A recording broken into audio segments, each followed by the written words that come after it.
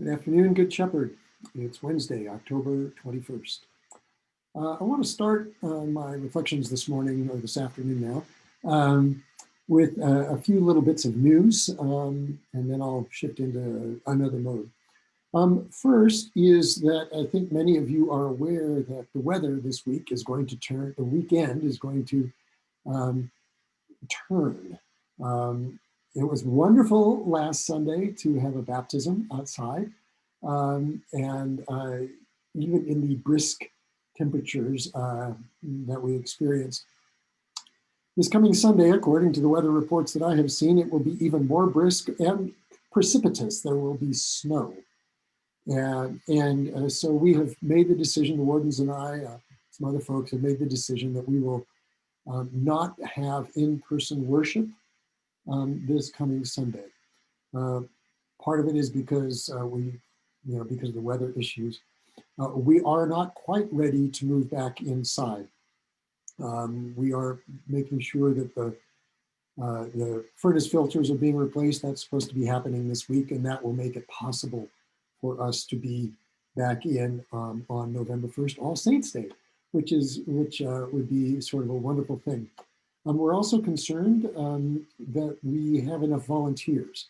When we were outside, that increased the number of folks who were comfortable helping out with the service, whether it was by reading or being ushers or helping set up when it was outside. Now that we're talking about going back inside, we need to make sure that we have the right number of volunteers to do the various pieces, whether it's setting up, being an usher, doing reading. So if that's something that you're interested in helping out with because you want to see the community back together inside, please let me know. And we can pass your interest on to the folks who are doing the scheduling.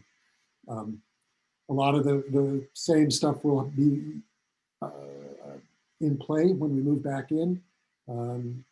Social distancing, limited number of folks, the way that we non-contactless communion, all that will be the same. It will just be inside, and we will do that as soon as we can.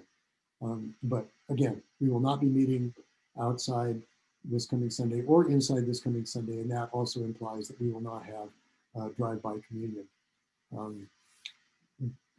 If for no other reason than we don't want you on slick roads on Sunday afternoon.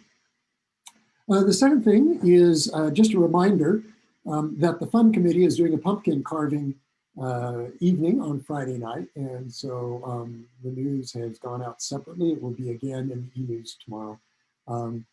It sounds like a really, really fun evening. If you're able to do that, please sign up and participate.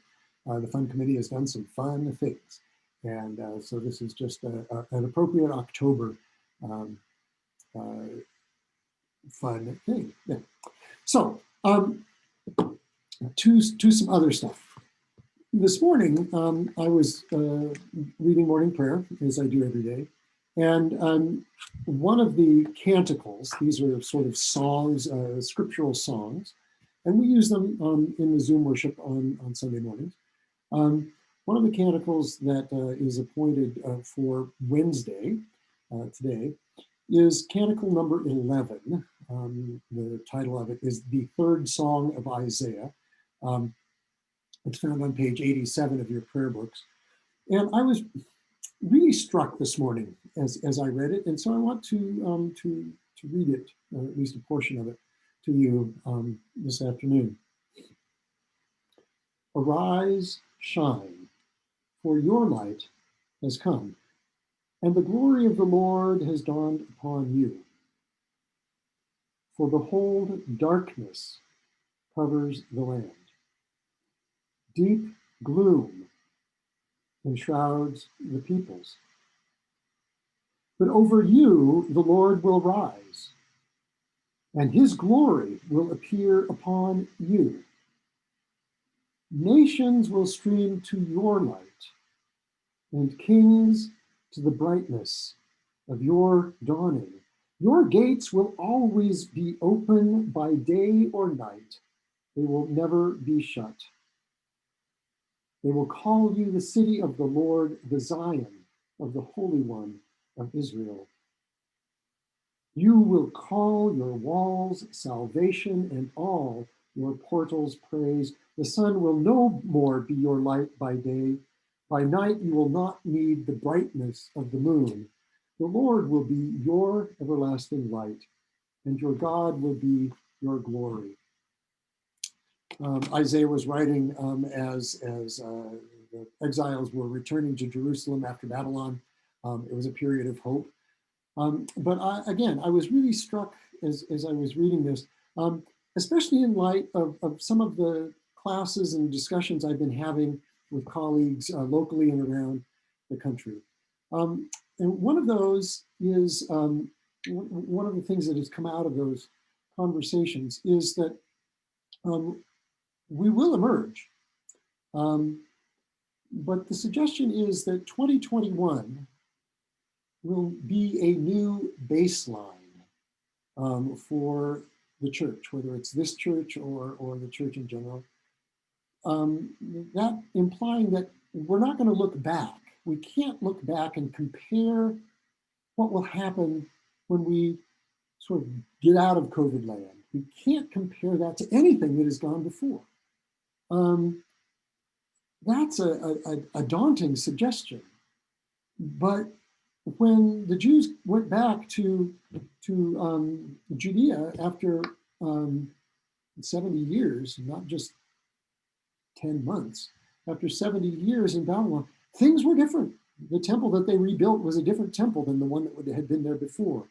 The way that they conducted themselves in terms of a religious people was different than the way that they had done it before. 70 years, even in 70 years in antiquity, some things happened technologically. We've learned about some things that have happened technologically in these months that we have been in COVID land. And so one of the things that struck me about this passage is your gates will always be open. By day or night, they will never be shut. The new baseline can be worship, gathering, interacting, irregardless of Sunday mornings. Not to say that Sunday mornings won't continue to be important, but we get to build a new temple. We get to build a new temple. And the baseline will be different. It will not be what it was in the past, whether it was last year at this time, 5 years ago, 10 years ago, 15 years ago. It will be different. A new baseline from which we can grow. From which we can grow. So that was one of the things that sort of came up out of some of these conversations.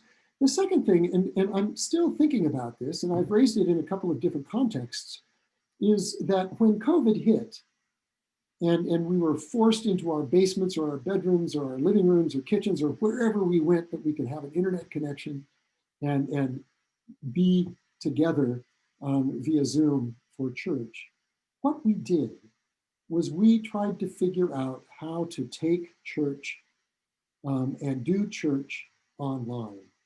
And we did a pretty good job. We just really picked up what we had been doing. We moved from the Eucharistic pattern to a morning prayer pattern, but lessons and readers and hymns and special music, we picked all of that up and we just moved it to Sunday mornings on Zoom. The challenge that one of the people that I was talking with raised is moving out of this, are we just going to take it and go back? But we can't. We can't just go back because things have changed. Zoom is part of our lives, whether we like it or not. It has opened up a lot of doors. We've recognized that we are not limited by our geographical boundaries. So we took church online, but what would it mean to take the idea of taking church online and transforming it to being online church? What would it be to be an online community of Christ? Not all of it being online, but to use what that technology has given us to bind us together in ways that we hadn't had before. Yes, we will still do Zoom for the foreseeable future. We will regather. Men's group will be back someday in the parish hall and or in the chapel on Saturday mornings. The altar guild will be back doing the altar guild thing. The choir will be back singing together. Can't happen soon enough for many of us. All of those things, that will happen. But we've learned some other stuff. And this is exciting. What does it mean that we have people who are joining us from coast to coast? They are coming to Good Shepherd from coast to coast. That's different than defining church based on geography from I-25 to Broadway and C-470 to Orchard or whatever. We're different. Online church is different. And we are moving into that. It's exciting. I think this is exciting. And I think that that's what was so exciting to me as I was reading that canticle this morning. Your gates, deep gloom enshrouds the people. That's true. And we've been part of those people who've been enshrouded in gloom. But upon you, the Lord will rise. His glory will arise upon you. These can be exciting times, not just dark times. So in 2021, we will be establishing a new baseline. As I mentioned to the vestry last night, in 2021, we will close out, however it closes out, we'll close out the priest in charge process, most likely. In 2021, we'll be living into a new vision. These are exciting times. And we will be looking for new vestry people for that. So if you're interested in being part of those decision-making endeavors, let me know, or let Griffin Bridgers know. But this is excitement time. This isn't retrenchment time. This isn't look back time. Yep, we've had some wonderful, wonderful, wonderful years. We've had wonderful experiences, and we will carry those forward. But what we're looking for is establishing a new baseline from which we can grow. And we're trying to figure out what we want to do is how can we be together in a multitude of ways, all at the same time, rather than just in one simple, centralized way. These are great times. These are great times. Over us, the Lord will rise and his glory will shine upon us. Come, Lord Jesus.